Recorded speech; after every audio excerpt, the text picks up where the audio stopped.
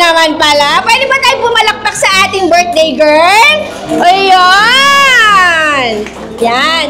Dapat we're always full of energy. Kasi lalo na ang daming bata dito. And si Shobe, nagulat ako na 18 ka na. Akala ko baby ka pa. Our dreams come alive.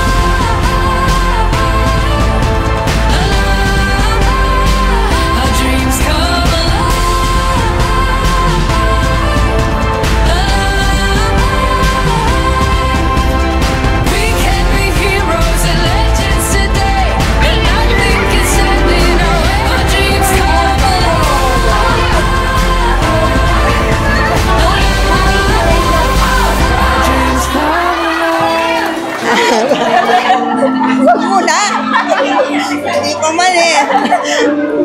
Be, happy birthday. Tapusin mo ang pag-aaral mo. Yun lang.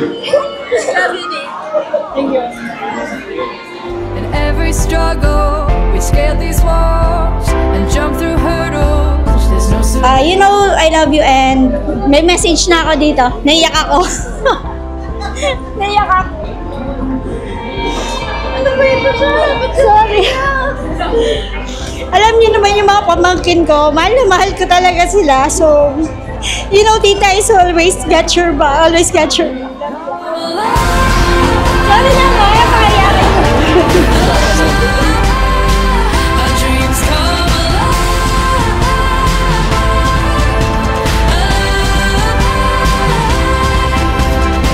Lumaki ka pa raw na mas mabait pa.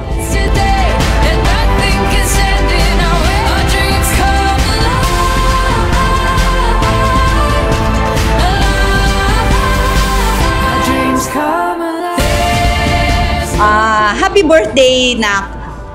Ngayong 18 ka na, kailangan matuto ka ng gumawa ng smart choices, ha? You know what is right and what is wrong. Ha?